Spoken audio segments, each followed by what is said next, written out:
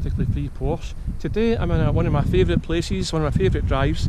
It's in the Glencoe Pass. So I've got to do a wee panoramic here just so you can see it. Turn around. It's a beautiful place. I drove here from Glasgow this morning, and I've got to say the drive here, going past Loch Lomond on the A82 with the roof down on a day like today, must be one of the best drives in Europe, if not the world, I would say. I mean, it really was, it was magical. So today I thought I would do a video so that you guys can understand exactly what it's like to own a used Boxster. Today I'm going to focus on my car. It's a 2010 model, 2.9 base, 987.2. I'm going to discuss what it's like to own this car and the Boxster that I had previous to it. To be honest, what I'm going to talk about in this video is going to be relative to a lot of different Boxster types.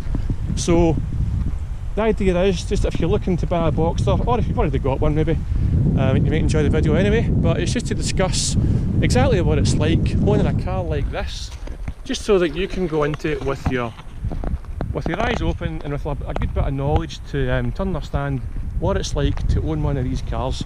So let's get started. A little bit about my previous car history before I bought Porsches. I bought my first Porsche in 2007. Before that I was driving a Mazda MX-5, or a Mazda Miata as they're known in the US. I'd had quite a few nice cars before that point, you know, some nice sporty BMWs and Golf GTIs and that kind of thing. But I always wanted a Porsche, I always dreamt of having a Porsche. And in 2007 I managed to save up enough money. I worked hard and saved hard, and I saved up enough money to buy my first Porsche, which was actually a Porsche 911. It was an 86 Targa Sport 3.2. It was the old air-cooled 911.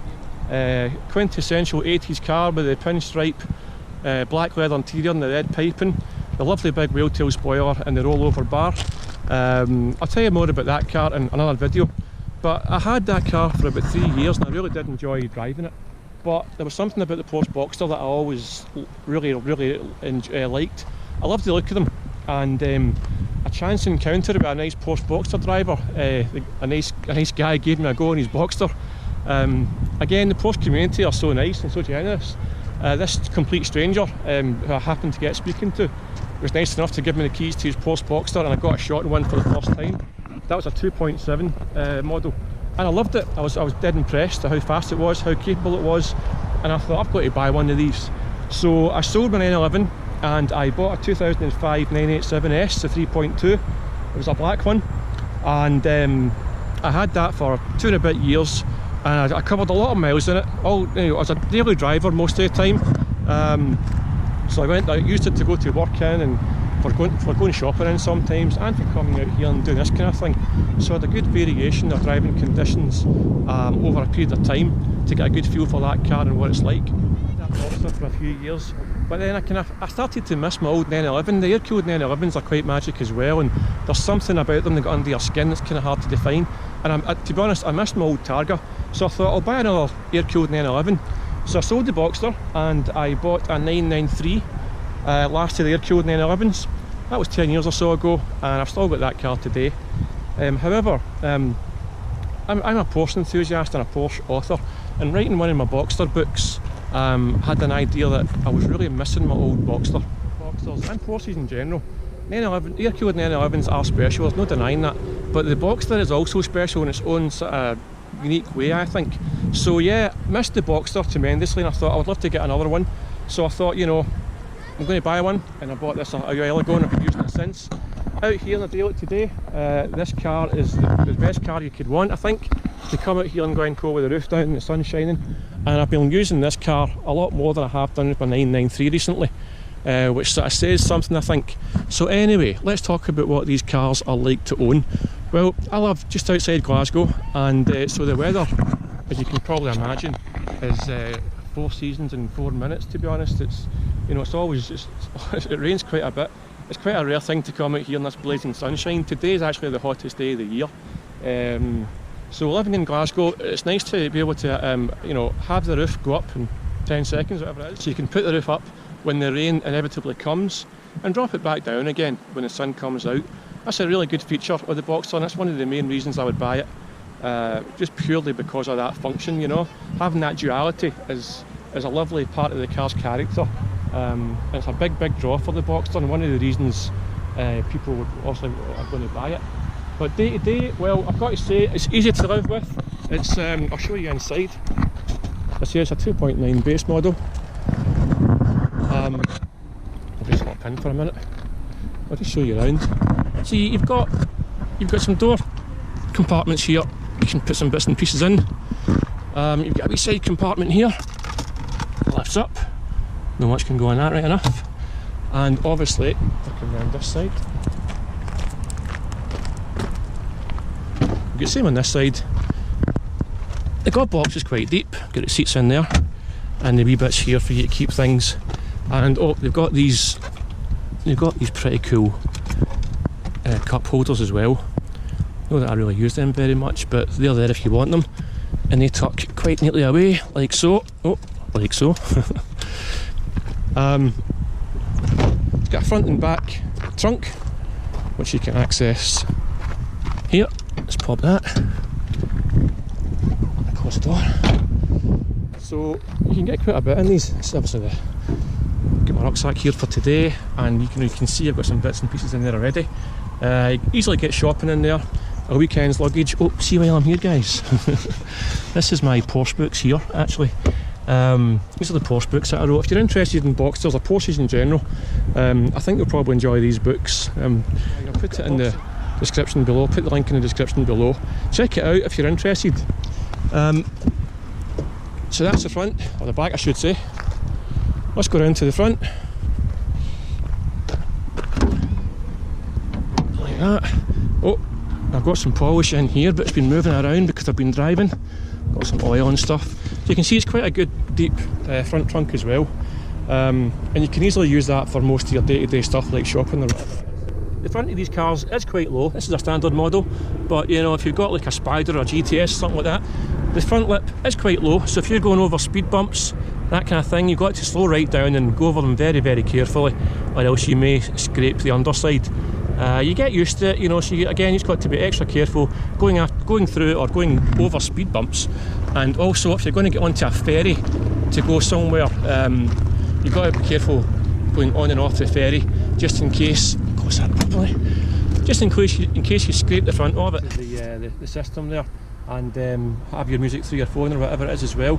So these cars, they're really good. I would say, even in a long drive, you know, it's almost like it's not quite a GT car, but you can certainly cover long distances very easily without getting uncomfortable. I drove 90 odd miles here pretty briefly, pretty quickly, and I'm very comfortable, no problems at all. And the other thing I like about Boxsters, and Porsches in general, but Boxsters are quite noted for having a dual personality. You know, it's quite a kind of placid car a lot of the time. You know, like I say, you can do it for like your daily chores and whatever else, and just whatever you want to do, you can do it in a Boxster. You can do the school run, do the shopping run, do whatever you need to do. But if you want to have a wee bit of fun in it, then you can basically just press the accelerator, and the character of the car does change a wee bit. The engine note changes, and the car takes on a wee bit more of an aggressive feel, and it's this lovely dual nature of the Boxster.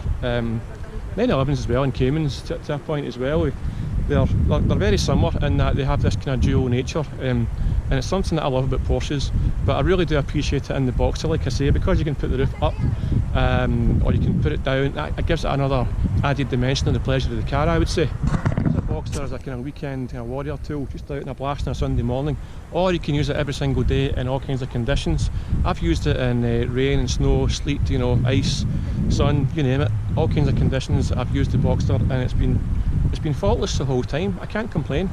It's obviously a wee bit more of a focused drive than a lot of other cars, you know, and you get that kind of you've got that kind of sportiness in it. No matter what time of year it is, you still get that kind of sporty feel and that quite special feel. You know, sometimes driving to work on a cold January morning, you might not appreciate that. You might want just to get there and back. And the Boxster does that as well. It's for this dual nature again. You know, if you're just wanting to get from A to B kind of quick without too much fuss, the Boxster manages to do that as well as being this accomplished sports car if you want it to be. So it's pretty much a good all-rounder, and I would say all Boxsters in this regard, not just the 987 that we're talking about today, all Boxsters in this regard, for what I've said about them, it kind of applies to all of them across the entire range. Obviously, if you've got something like maybe a Spider or a GTS or something like that, then it's a little bit more focused, you know, but it's still, I would say, it's still the kind of car that's capable of doing everything I've mentioned without too much fuss. Porsches were meant to be driven every day. Basically, that's what they're pretty much designed for. So if that's the kind of thing you're looking for, any Boxster will happily do that. Let's talk about a pretty important aspect of Porsche ownership, and that is the costs involved. You'll want to know roughly how much it's going to cost you to buy and run one of these cars, and hopefully you can make it a pleasurable experience, and hopefully you can make it a practically free experience like I mentioned in the books. So my first Boxster, I paid, I think it was about 13 a bit for it. This was a long time ago. The Boxster S had about 50,000 miles and it was in good condition. I had it inspected at the time. I did a pre-purchase inspection at a local Porsche independent garage that just happened to be nearby where the owner lived. Had it not have been for that, I would have probably just inspected it myself or brought one of my trusted mechanics with me to give it a general going over. But since that independent place was there with a good reputation and they knew the car, I thought it was worth taking it along there and paying, I think it was £400 to have the inspection done. It was worth doing, it gave me some peace of mind, and the car came back with a clean bill of health, apart from a weeping RMS oil leak, which was very, very minor. It was a kind of misting at the RMS, a very common problem on them.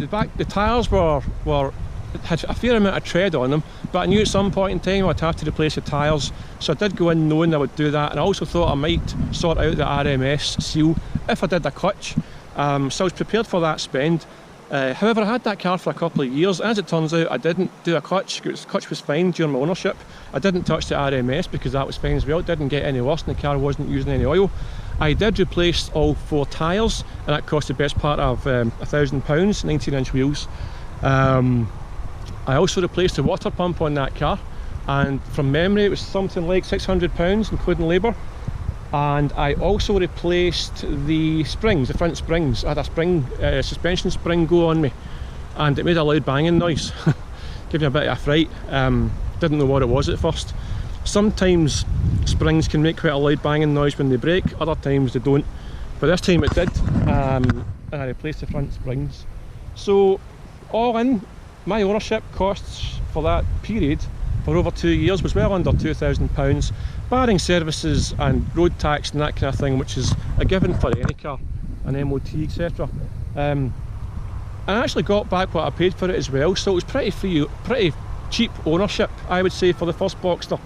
So that gave me some, you know, some confidence to buy another one without thinking it was going to cost me, you know, a small fortune to keep. So with that knowledge, I was able to write my books about it as well, of course, and to think about buying another one. To you guys is, as far as living with the Boxster on a day-to-day basis, it's actually far easier to live with than I would say like something like an air-cooled 911. You can certainly drive the Boxster on a lot more occasions than you would want to with, say, my 993. The 993 is a magical beast and I love it dearly, you know. It's a beautiful thing, and I love the car so much. I'm very, very careful about when I drive that car. It's partly because it's so old, a 1995 model of a 993, and it's quite a rare car as well, and I think you can't help it. You try not to think about the value of these cars too much, because there's more to life than the value of cars, and they're there to be enjoyed. But the truth is, guys, a 993 is worth quite a bit of money as well, and you are quite precious about where you park it sometimes and where you drive it. That's not to say you're not precious about your Boxster as well, you are. But the point I'm trying to make is the Boxster is much more easy to drive, much more of the time, than the 993 is. The 993, in fact, all air-cooled 911s, you sort of sit a wee bit, your feet are offset to the pedals, where your feet sit at 11 o'clock, and you're a wee tiny bit twisted, and it's kind of loud and a bit raw, and all the things that are wonderful about it. But doing that every day in a long distance or going to work in it, it could get a bit tiresome for some people. Some people enjoy it, and I've done it before and I've enjoyed it. But for most people, I would say the Boxster is probably easier to live with on a day-to-day basis most of the time than an air-cooled 911. Yeah. In conclusion, guys, the Boxster, any Boxster, very easy to live with, quite cheap to run, as long as you buy the right car at the right price, and absolutely a fantastic car to own. So if you're thinking about buying one, I can advise, I can recommend you to buy one. I can't recommend them highly enough. Actually, the Boxster is so undervalued. Some people talk about it, or they used to talk about it being like a poor man's Porsche. Guys, that's complete and utter BS. And I like saying that because it dispels the myth. Boxsters are not a poor man's Porsche. Boxsters are a thinking man's Porsche. Or a thinking woman's Porsche. In this video and getting some kind of value from it. If you are, I'd really appreciate it if you could hit the like and subscribe for more Porsche related content. It would help me grow the channel, and it would give me some inspiration to carry on making more Porsche related content. I appreciate it, guys. Thank you.